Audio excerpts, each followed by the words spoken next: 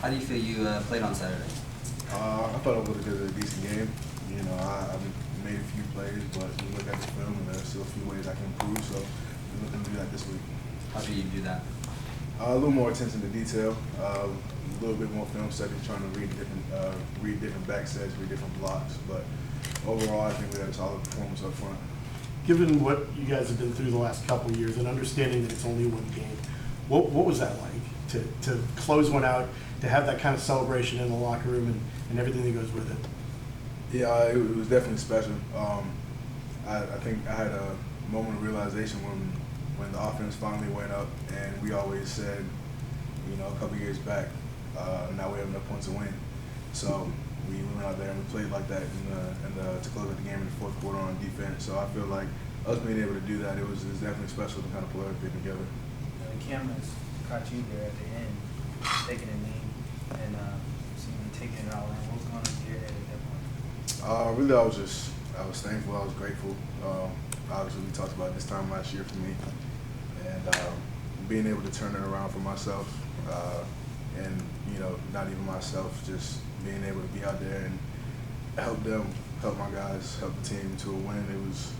It was something special to me. So I will never take that for granted again. I know in the past, Larry would put games to bed the next day, and you guys turn the nose toward the next opponent. But Max said yesterday he let you guys celebrate. He let you sort of appreciate and enjoy the reward of your labor a little bit longer than maybe other coaches would have. What does that tell you about kind of the way he understands what you guys have gone through and how that's helped him communicate better with you guys than maybe some other coaches would have? He definitely saw the struggle, you know, that we've endured over the last 2 years, and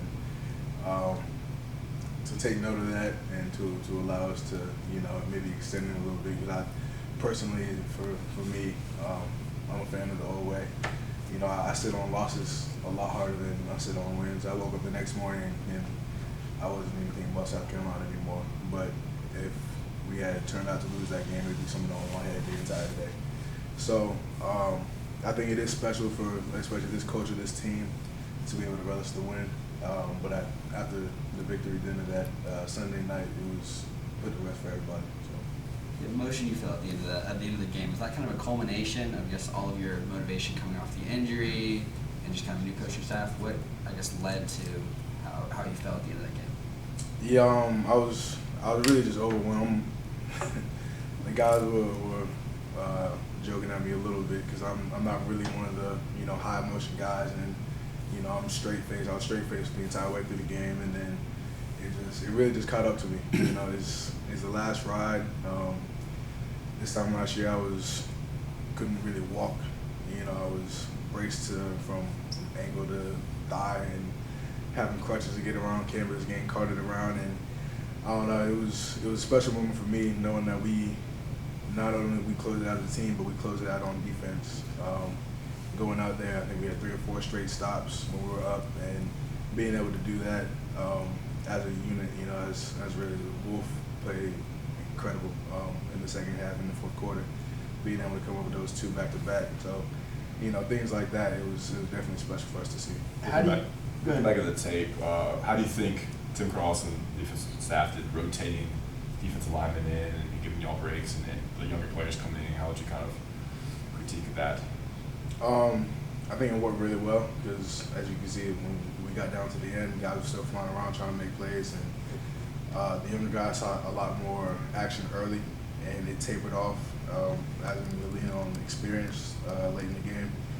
So I think they have a good method, good formula to, you know, be able to try to bring different guys in.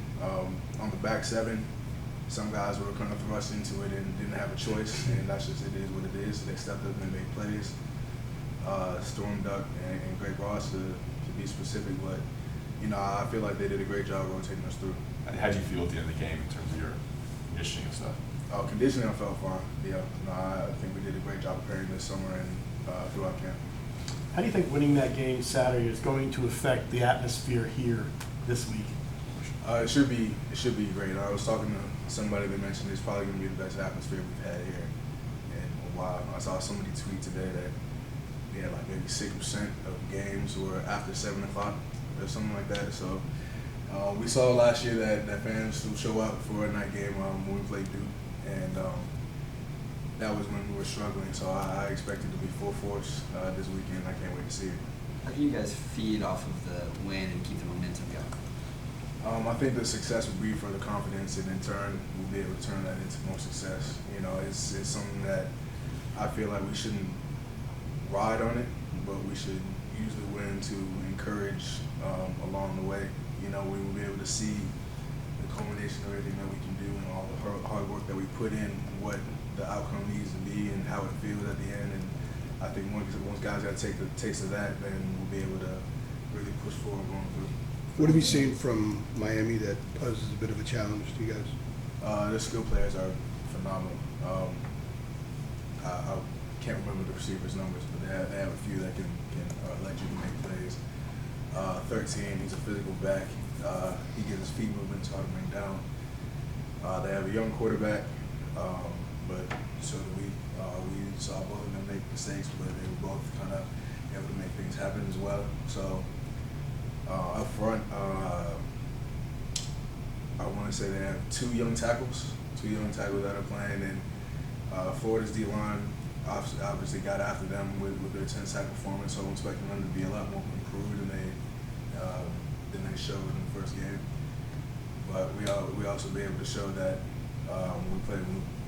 we were also able to show against South Carolina that we can get after it as well. So we plan on stepping forward and continue to do that. Max said on Saturday that you guys made a lot of mistakes early on. What are some of those specific things that you guys need to tighten up before you go into this game? Missed tackles, drop coverages, a few misalignments. Just on defensive line, I let offense take care of offense in that aspect. But I feel like with the young guys that we had, I think emotions were high, energy was high, so they were kind of just over guessing and overstepping, overrunning balls, and like the touchdown that they had early, running back took off and we had him fitted in the hole, and he made a play and we didn't. And I think that was one of the mistakes that we'd be able to harp on, but obviously we got things fixed in the second half. So. Do you think having some game experience under the new guy's belt is going to solve some of that?